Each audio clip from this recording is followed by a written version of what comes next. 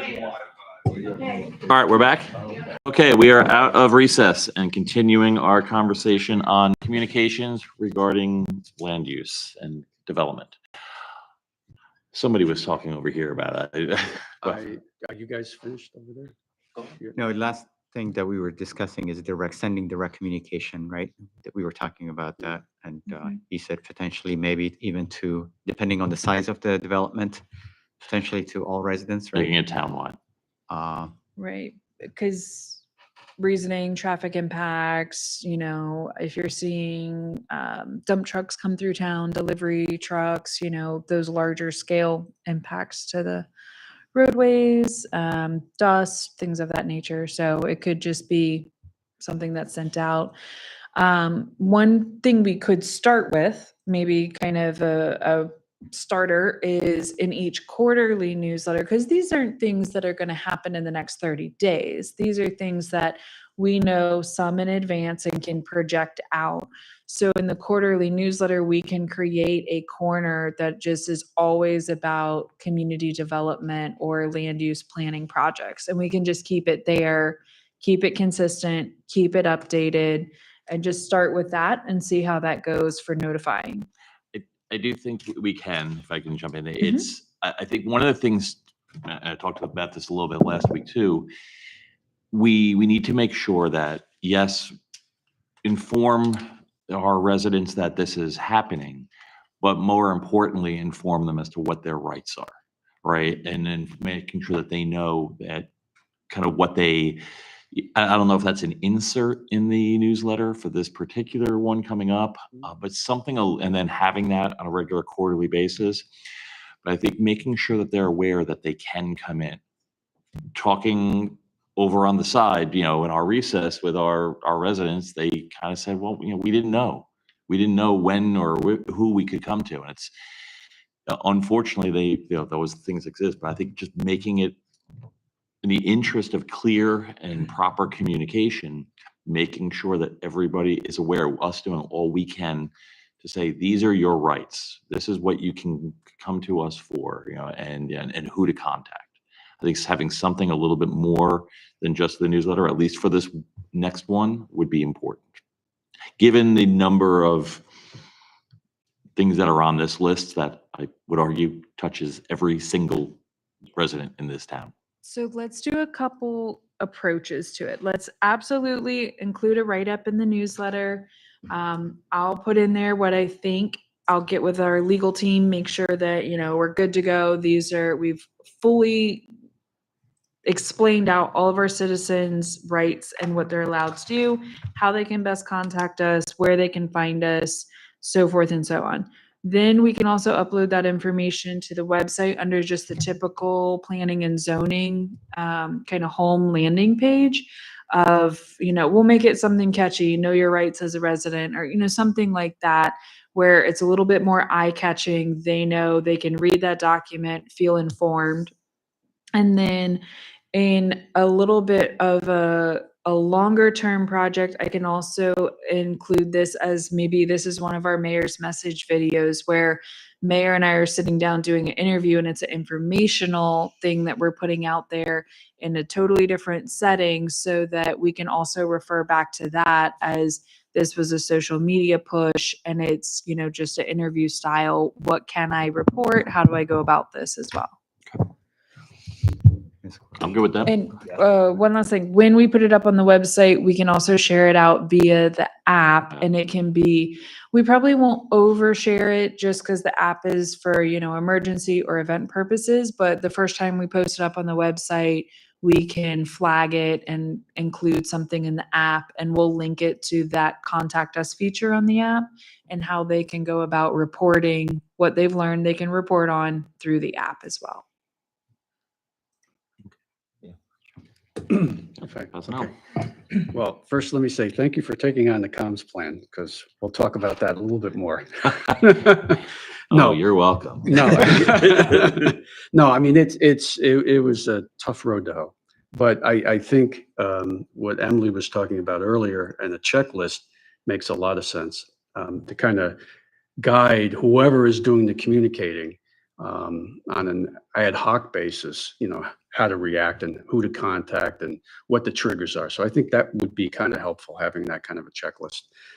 The other thing is, I want to get back to what I said at our meeting last week, was about the developer's role, the construction company's role. I mean, a lot of times, I'm not sure, Emily, but you might want to jump in on this. Are we getting their work schedules? Do we get to that depth of information where we're seeing what their schedules are? Maybe there's a way we could get those and, publish those. So on maybe a monthly or a weekly, however the case may be, periodically, so people know when there's going to be work being done in their neighborhood and what type of work. So just something to kind of mull over. Is there value in doing that? We get an initial construction schedule, and I will tell you, we've had really great developers who keep us in the loop every step of the way. And then we've had other developers where they are very hard to track down and they are delayed in their construction schedule. So it is ever changing. Right. So how do we tie them back in? I mean, is there a requirement that they do that? And is there a requirement that they communicate to the community what's happening? And can we make that a requirement as part of our land use process? Currently not in place, but I think up for discussion. I mean, I think that might be something longer term that we should consider to help guide us and see if it makes sense. So Emily, in terms of the rights of the residents, addressing concerns, impacts to residents, are there any standards or requirements that developers are supposed to comply with? How can basically, the reason I'm asking is, how can we force the developer to address a resident's concerns or impacts to their property, what have you? I mean, other than a civil lawsuit, what have you, that's brought by the resident against the developer. I mean, what can we do? So it all depends on the concern. So I'll Okay. give you a couple examples of real world issues we've had in the town. So we've had complaints about dust. So we are able to contact the developer and inform them that they need to be ensuring that they're wetting the dirt and that it is not being picked up in the wind and being carried off site. So we have that we're able to do. I've received complaints about the red dirt getting out on the major roadways here and that they're carrying a lot of dirt and debris off the construction site onto the roadway. I have a great partner in VDOT. I can call them up, I can submit them a picture, and they will enforce that they have to keep the VDOT roadways clear and clean. They have to do that by getting a street cleaner to come out. They have to wash the roads at the end of the day. So they're very strict on that. And we do have a good partner in VDOT. If there's noise complaints, I can partner with chief regarding noise complaints. If there's parking concerns, let's just say there are parking dump trucks on residential roads and blocking entry and exits. Again, I can work with chief on that. That's something we can handle. If the concern is that the dump truck has made 5 visits to the site today and they're being noisy, and that's in the hours of, let's just call it 9 a.m. and 12 when somebody's toddler's napping, that I cannot control. That I cannot enforce a requirement because that is standard business, that's standard construction. So we do need our residents to understand that aspect of it. Okay. So for example, if someone's backyard was to flood as a result of a construction event, then we can definitely go in, have conversations of, did they put up ENS control measures? So if it's currently under construction, did they put up ENS control measures where their issues on site are now going off site onto somebody else? We can have those conversations. If it's this scenario where construction's done and we're now evaluating it of, did they build it and construct it to what was approved in the site plan? We're still very much involved. We have to see where that comes out, what was approved and what was actually constructed. okay. So basically sounds like what we can help our residents with potentially is if the builder or developer is in violation of an ordinance, a requirement, what have you, right? Mhm. Okay. Yeah. Thank you. Mhm. Anything more on this topic? Okay. Let's move on. Next item on the agenda is the Town Park Pavilion. Yes, so I wanted to ask council for your feedback per our little homework assignment on the park RFP. So I'll remind everybody with a quick recap. So we're on packet page 88, and I put together 2 proposed scopes of work. So we have had discussions on moving this park pavilion design along and to include the restrooms. And so the first scope of work is a RFP just for the design of the park pavilion structure and restroom facilities. So this is the architectural aspect of it. And then I informed council at our meeting last week when I brought you the second proposal scenario, and that was to do the engineering services separate, that we can look at doing the services separate or under task order number 1, page 90 of the agenda packet. Task order number 1, I can modify the highlighted language to include all of the architectural detail that I put in on page 88 and 89 into this, and it can be one larger RFP that's picked up and done by a consultant. And so I was looking for feedback from the council on keeping it separate or putting it together and moving forward and hopefully getting it posted very, very soon. Comments? Yes. You want to go? Go ahead. Yeah. No, I think when we discussed this last time, I had asked if one has influence over the other, right? Or drives the correlation would have you, right? And I was wondering if it makes sense to just do it together as opposed to separate. So I don't know. I know we had started discussing that. Yes, I think we should start discussing that. So a couple factors that we need to remember. We have a Hairover Master Park plan that has been approved and is in place. And I also want to remind everybody that it is officially named the Hairover Park. That was done in previous council time.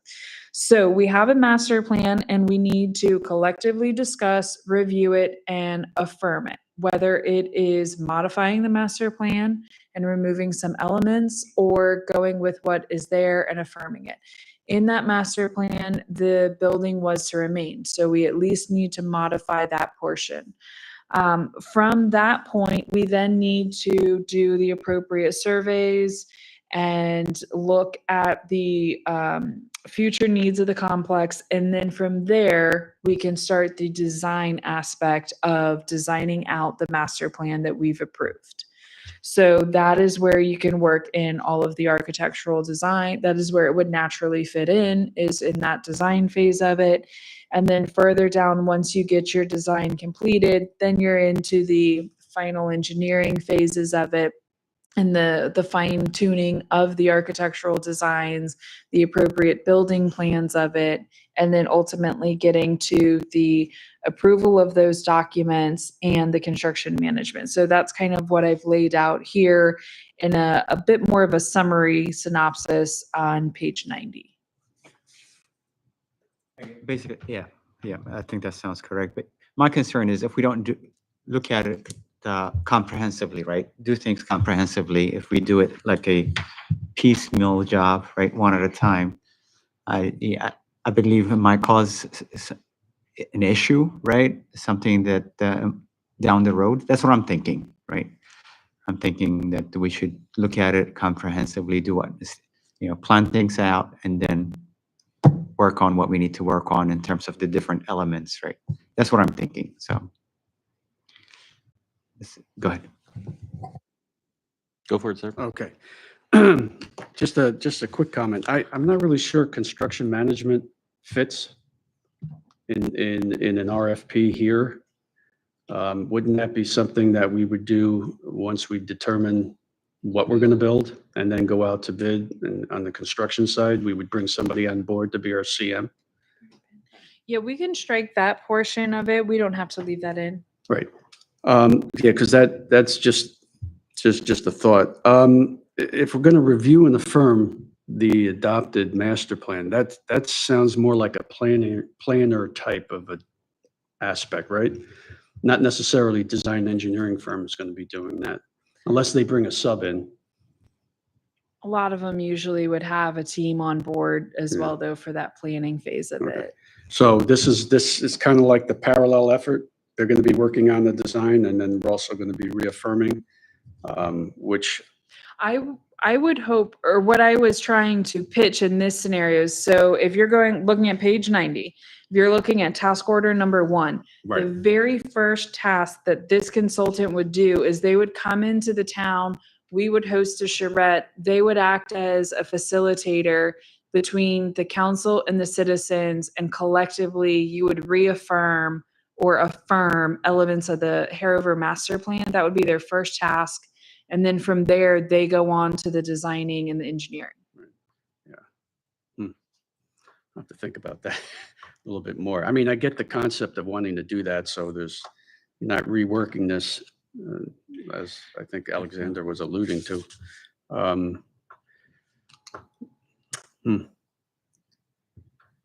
So,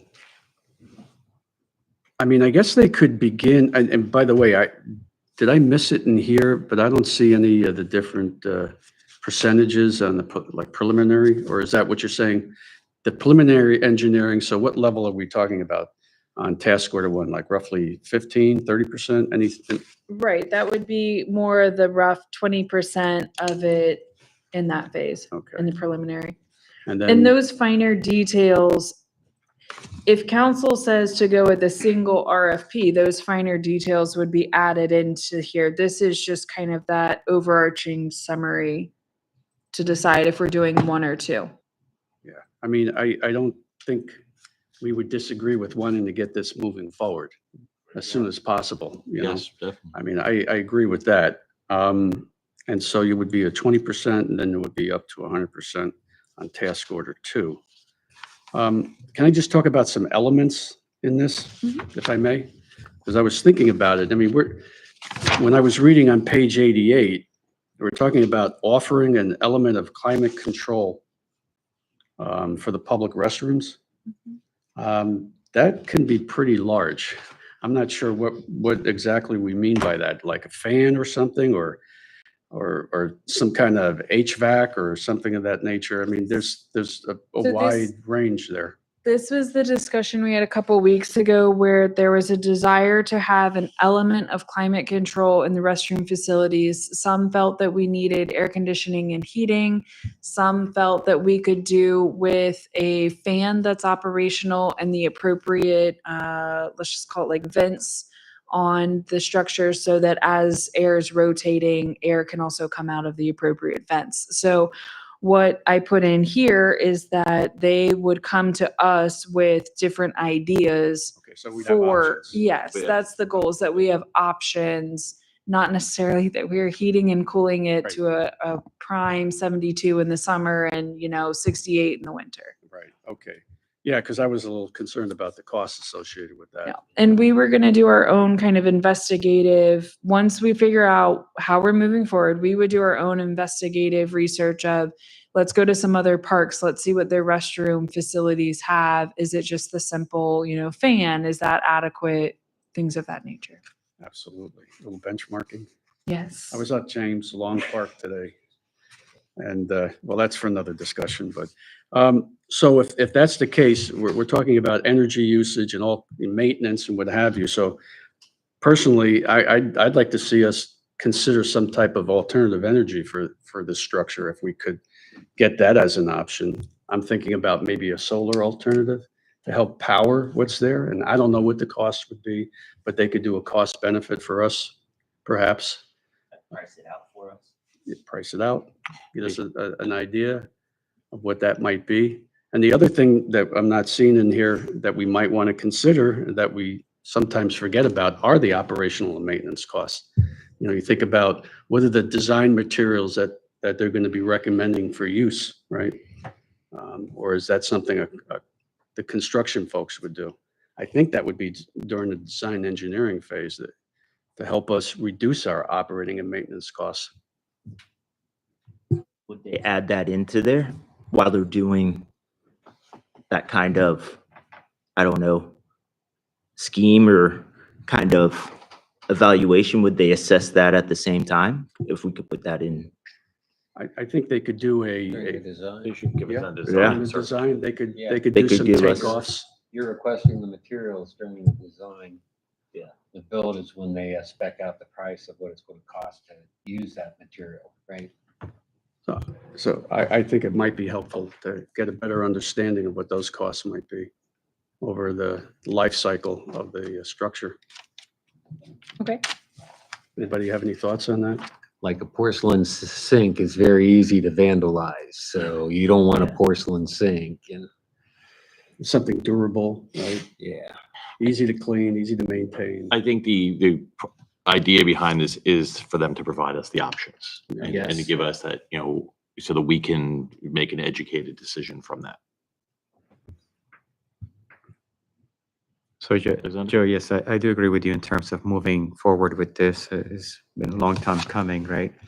But I think my concern was that from an engineering perspective, right? If we move forward with this, the engineering is solely going to be dedicated to this pavilion, right? Anything, not the larger picture of what the park, in terms of the master site plan, master plan and so forth. That's my concern, right? Yeah. From an engineering perspective.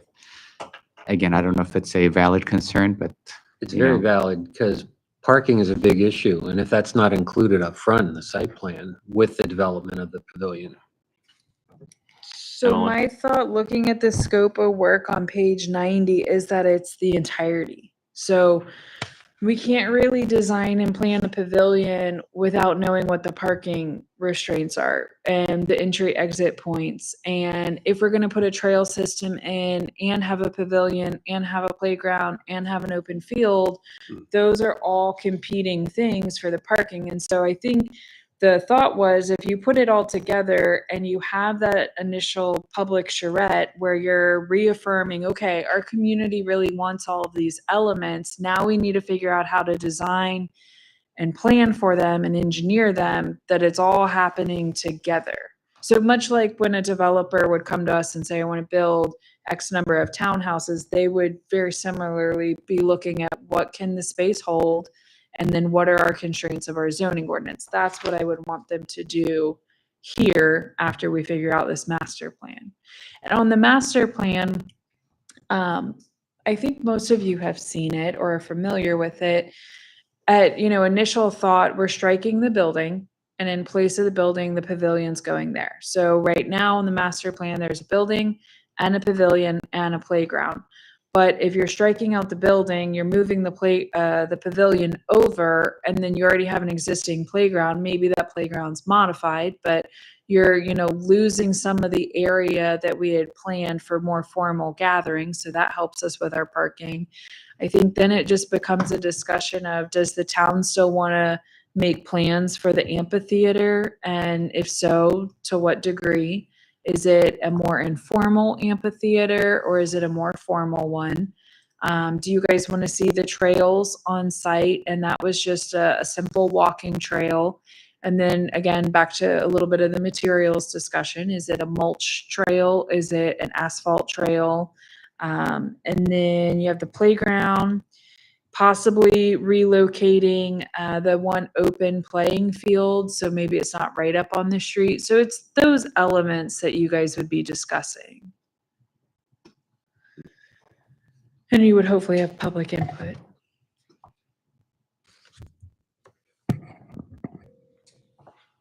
in terms of timeline, right?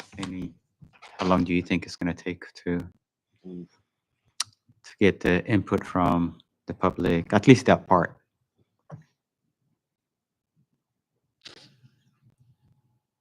If I had to guess, and I'm thinking of this as when I'm reviewing site plans and I'm meeting with a developer and an applicant and thinking about all the work that they've done to get to a submission phase of the plans, I would think that easily the first preliminary engineering and design phase is easily 6 to 8 months. And that's if you get good public feedback. And that's just the engineering and design phase of it. When you work into the final engineering,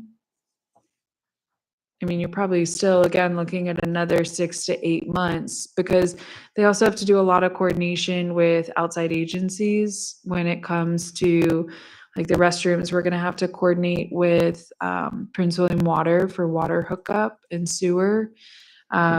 We have a little bit of a benefit because we already have it stubbed onto the property. We're gonna have to work with DEQ based on the land disturbance and have their approval. We're gonna have to work with VDOT for their approval because we're gonna ideally be putting in a new entry exit point. They're gonna have to work with ARB and Planning Commission. So, I mean, it certainly is a very big undertaking and a very big project to work through engineering it. If you just do the design of the pavilion, I have concerns about, you can get it designed and we can get that plan and get that done, but then what's next?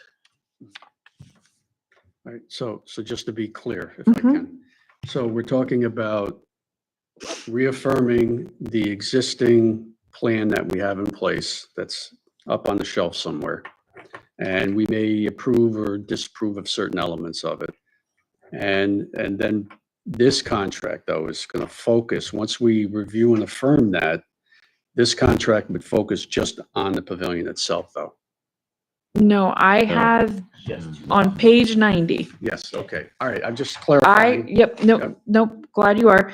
I have this labeled as the civil engineering services for the town park. So my goal of the scope of work on page 90 is that it goes through the entirety of the design, the preliminary engineering, and the final engineering, and that what it turns over to the town of Haymarket is a final site plan that's been approved by us and all the outside agencies and is ready for construction.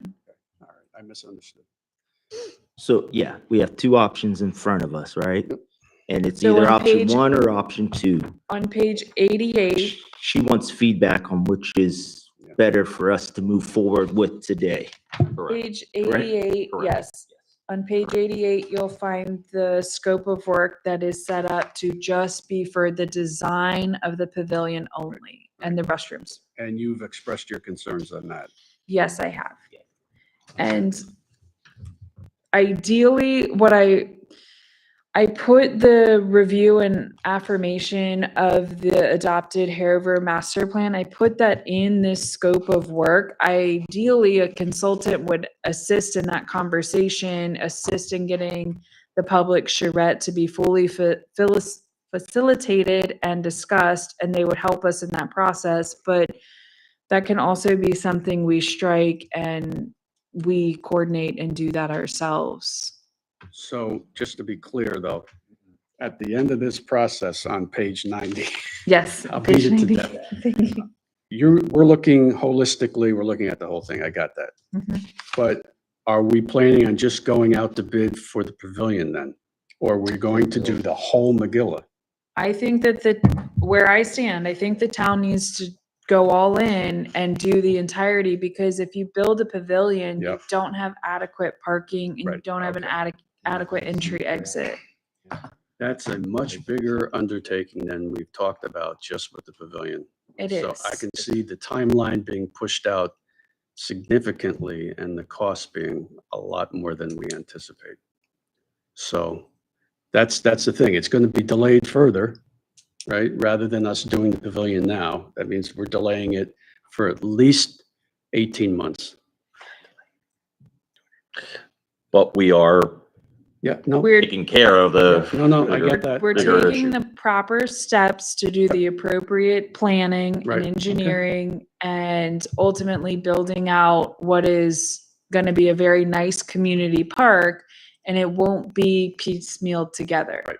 Because when we put, so, and this is something Katie and I have definitely thrown around ourselves as well, is when you're talking about designing the pavilion and doing the pavilion, we still have to engineer it. We still have to take into consideration the stormwater management on site, because you're putting in a concrete pad, you're putting in an impervious surface. So we can piecemeal that, but ideally, when we do the engineering services to plan for the stormwater impact of the pavilion, you just do it all at once for the entirety. We can set it up that you do the engineering, you get an approved site plan, and then it's phased. We can have phase one where you build the pavilion and the parking Right. and the entry.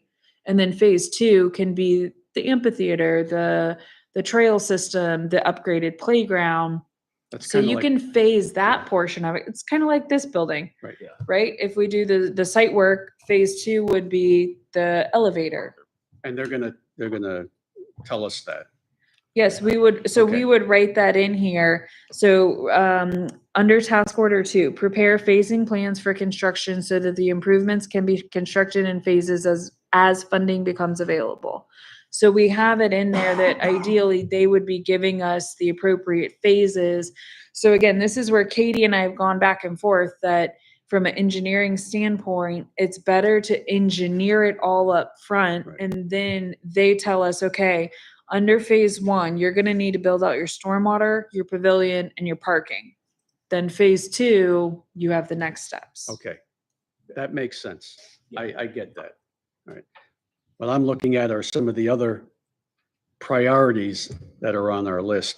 So I think we're gonna have to take another look at prioritizing, because this could take a lot of bandwidth, right? And may take away from other things that we've been talking about. So we do have Ms. Davis scheduled for November 1st, and we are reviewing the strategic plan, 1-year recap. We are setting priorities in that meeting and going through that budget discussion. Quite frankly, I don't want to delay us 3 months for that session. I mean, this does it right the first time. Right. I agree with that. Does council feel that we could come back, or I mean tonight, or come back at the work session and at least start moving forward on the RFP? And what direction council wants to go on that? I think we can, personally, I think we can. I don't see why we wouldn't be able to talk about that at the next work session and finalize it. I agree. I think we have to. But I mean, otherwise we keep spinning the wheels. we just keep It's pushing time this, to we get can't keep that. pushing this down further and further. I think we need to really make a decision at the August Yeah, work session. So- I think task order 1 and 2 can be handled. I think 3, construction management can come with the I'd design. agree with that. So, yeah, I would say move forward with task order 1 and 2. Okay, so I will put a lot more detail into it and prepare a civil engineering services for the entirety of the town park to include the discussion and reaffirming of the Hanover master plan as kind of step 1, the design and preliminary engineering, and then the final engineering. And so we'll have that at the August 25th? 25th, right? 25th, August 25th I think meeting. it is.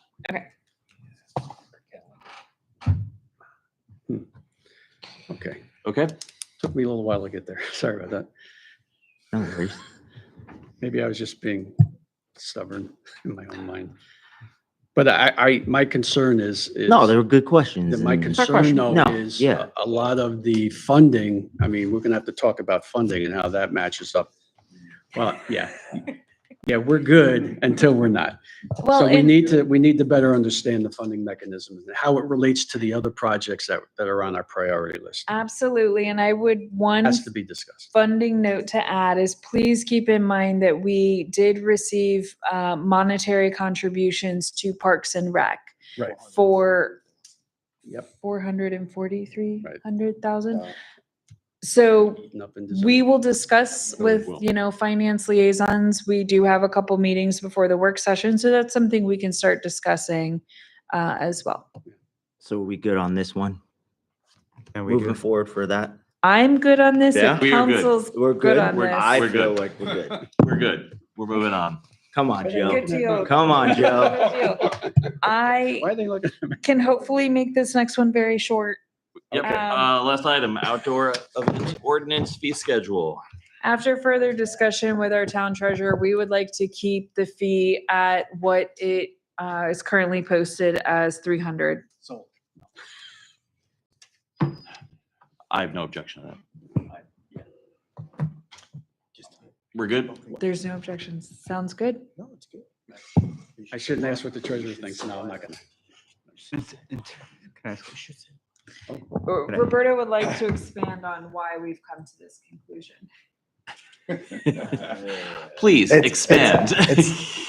It's very simple. Since 2017 till now, what I've seen is by bumping up to needing these permits at 100, I believe is the minimum, right? By bumping that up, I think it eliminates a lot of the confusion and a lot of the need for people to, I think 50 was the number that kind of coordinated where you have to get a permit, but bumping up to 100 kind of makes more sense. It would lessen some of the questioning and some of the residents when they come in, say if they want to do a private party, graduation party, it kind of eliminates that because before that was always a question. I believe Vice Mayor, you also had a question about that last It did. year about that. So I'm talking to the town manager, I think just bumping it up to 100 will kind of work itself out. But if not, we could always review it again. Okay. So in terms of that number, 50, 100, I know it's being changed from 50 to 100. I believe, Chief, you think that's appropriate, which is fine.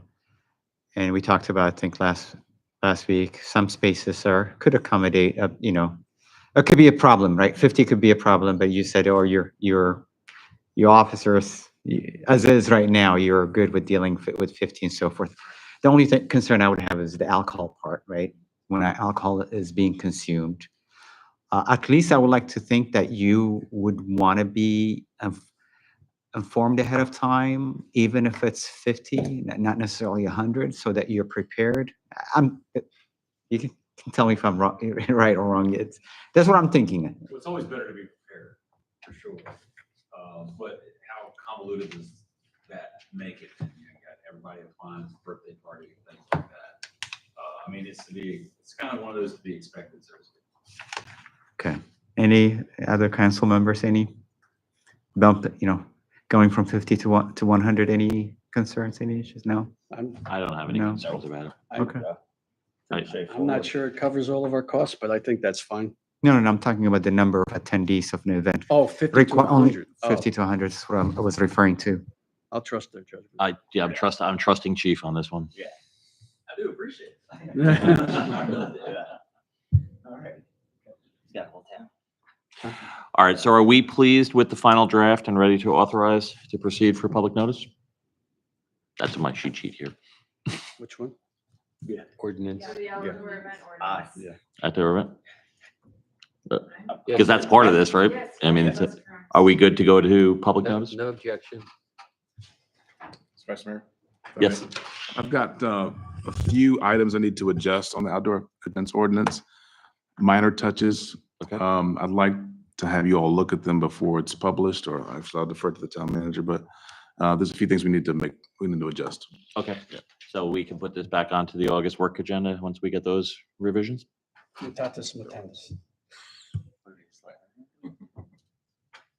Okay.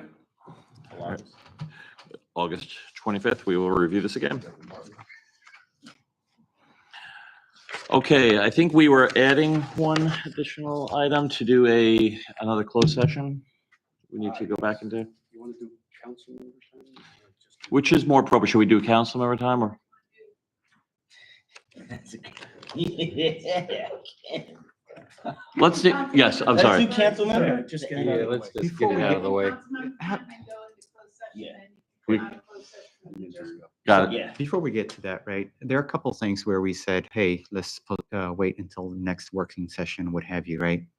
I mean, isn't it possible for, in this case, for the updates to be provided to us when it's available, have us review it, give us a chance to look at it, provide feedback prior to the work session and just say yes or no, right?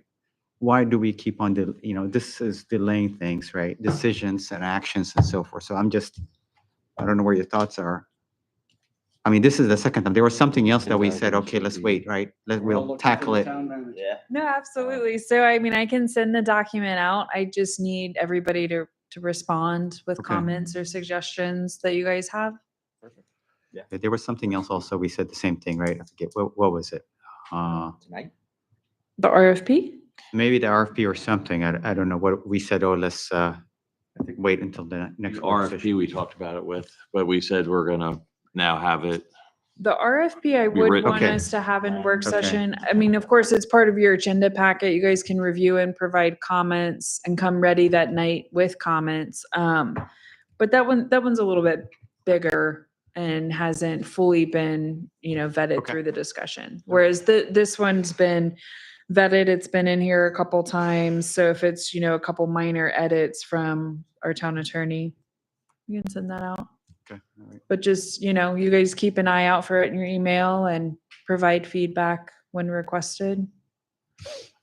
All right, thank you. Okay, let's do council members' time, and then we will move to closed session. So I guess I'm up first. I don't like going first. First of all, I want to thank our residents who came in tonight. I think it is an extremely important issue. I think it's something as I've talked with a couple of my colleagues that we've seen issues like this happen before. I really, I echo Councilman Bianna, whatever we can do to adjust our processes to try to get out in front of these issues would be fantastic. But I look forward to kind of getting updates on this one because it's very clear that this has created a pretty significant issue. So I do thank them for coming in and bringing this issue up.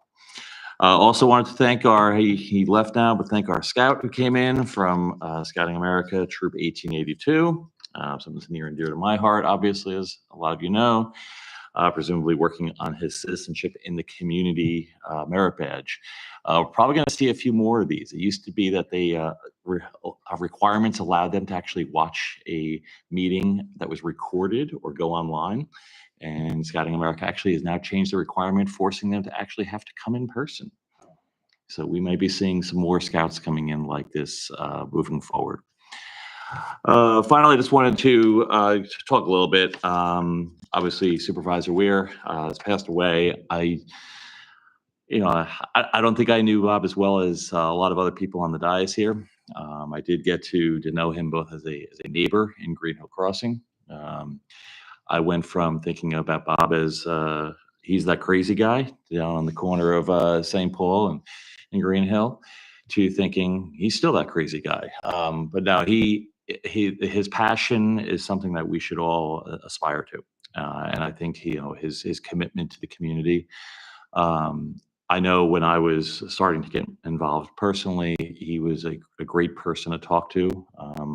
Just get his ear, talk to him on the side. He was extremely helpful, and I think it's an incredible loss for us. But we move forward, and obviously we're starting to hear about multiple candidates. I would encourage everybody, all of our residents, to do your homework.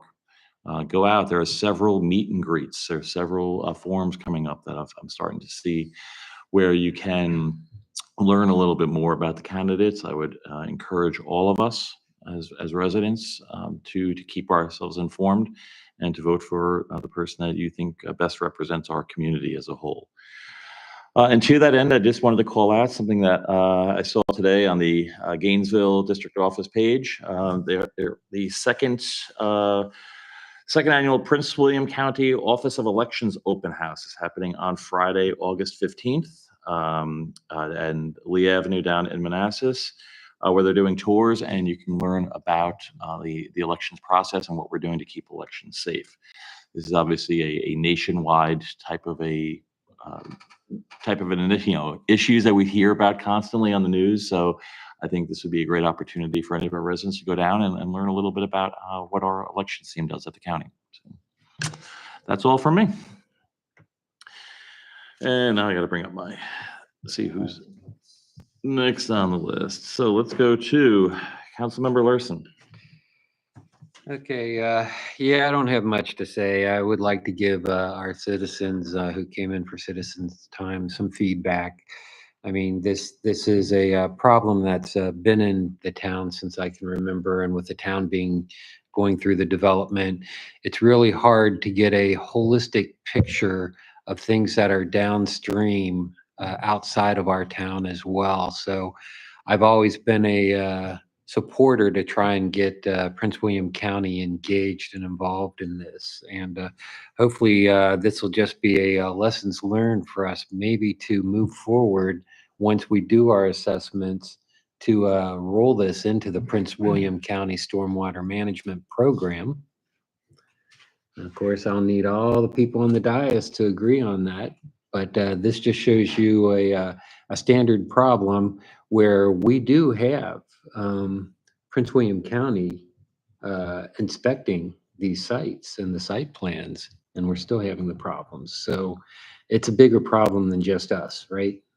And it's up to us to integrate in with their program and fully be a shepherd for our constituents to make sure that Prince William is doing things right as well. And I won't go any further. That's pretty much the major topic I wanted to deal with. Thank you. Okay, thank you. Councilmember Passanello. Thank you, Vice Mayor. Yeah, great words about Bob. Appreciate that. I think we all knew Bob living in town. I'm going to reserve some comments. I'm looking forward to our next regular meeting where we'll be doing a proclamation on Bob's life and legacy, which I think is very important. The county's going to be doing one in September as well. I think, did we publish the dates? I'm not sure. Right. And then you mentioned that there's going to be a gathering at Giuseppe's on the 27th, a Saturday from 1 to 4. Okay, so. Okay, all right, great. We were having some fun talking about Bob, I think, on the phone the other day about some of Bob-isms, right? And so I just have 3, and I know there's a lot more. I mean, what was the one that you wanted to share, Emily, about? Always would come to the podium and smack his yellow legal pad down and say 6853 St. Paul Drive, not for long. And I mean, he let us know it every time. Yes, he did. Yes, he did. I really enjoyed working with Bob, putting things together in 2020, running back for office and instituting some changes in how we operate. I think we've been very successful in that regard. You know, the infrastructure, behind the scenes infrastructure, I think we've made a lot of changes, and a lot of that was due to Bob's initiative and really important stuff. It's not the sexy stuff that you see out there, you know, but it's the important back office kind of things. And Bob was very strong in that regard. But I do have 3 comments that I think we've all heard. The first one is, it's not ready for prime time, right? I think we've all heard that one. And what was the other one? I'm not going to die on the hill over that issue. And the other one that I couldn't remember, but it finally came to me, I'm a hard no. And that's Bob. But I have to say, it was a pleasure working with Bob, sitting next to him for 3 years.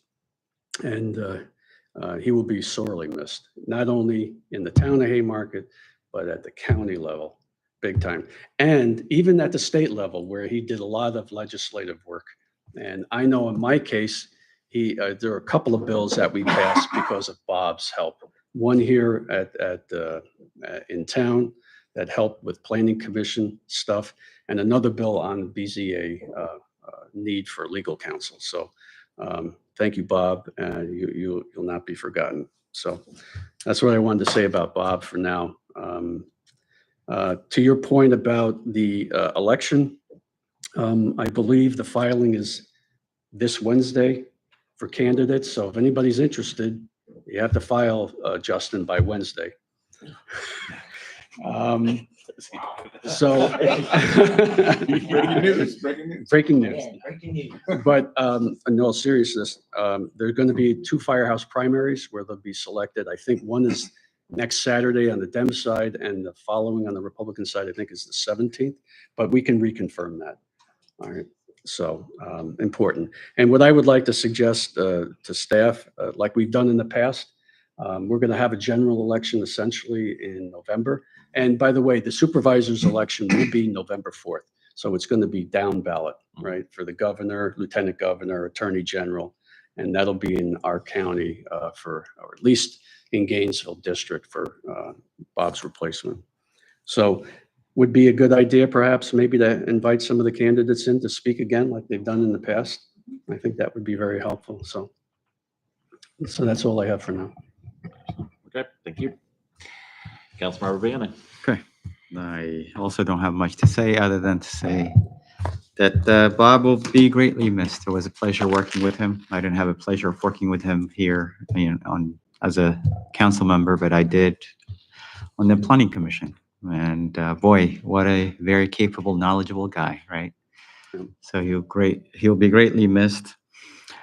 In terms of the residents that came before us and voiced their concerns and the issues they're having, as I indicated, Emily, I don't know what our response, to be honest, I don't know what our responsibility is at the town level in comparison to the county level, but at our level, I would like to revisit things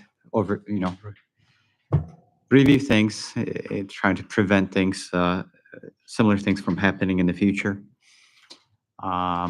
In terms of site plans, I believe there are site plans already that exist that have been approved or going through approval. I'm not sure, but so let's take a closer look at those, have our engineer look at those, and hopefully, I don't know if there are any potential issues with flooding, what have you, let's address them now as opposed to later. So that's all I have. Thank you.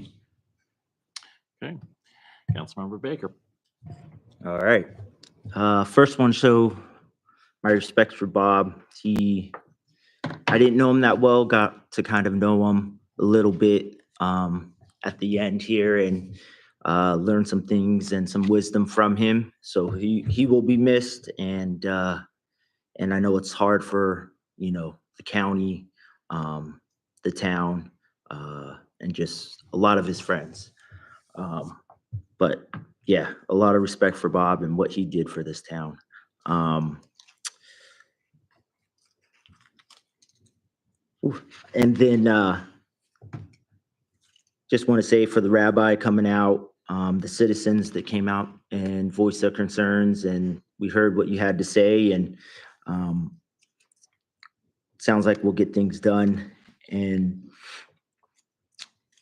just want to say that I want to thank staff for all their hard work, and police chief for everything you do. And tomorrow, maybe Emily can speak to this National Night Out. It's 5 o'clock, or no, sorry, chief, 5 to 8. We'll see you there. But that's all I got. Okay. Was there anything from Councilmember Ramirez or Mayor Pater? Okay. Therefore, can I have a motion to go into closed session?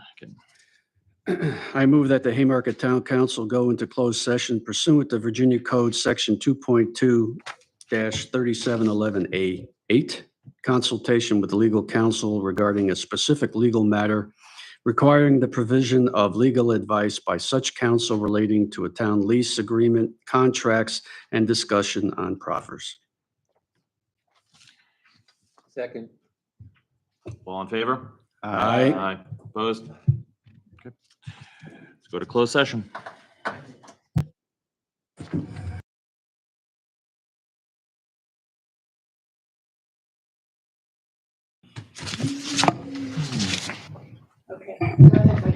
Okay, we've come out of closed session and need to certify.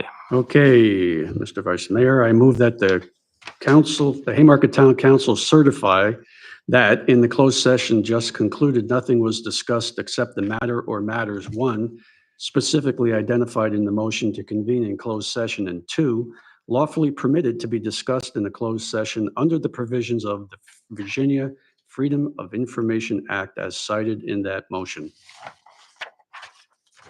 Do we have a second? Second. All in favor? Oh, do we do roll call? Yes, that's okay. That's okay. Casanella, Aye. Larson, Aye. Gallagher, Aye. Baker, Aye. DNA. Aye. Okay, we do have staff as discussed in closed session, as directed, please. No objection. No objection. For staff to proceed as directed. Staff to proceed as directed. Yeah, no objection. No objection. No objection. Move to adjourn. Second. Okay. All in favor? All in favor? Aye. I wanted to hold it out there for a while.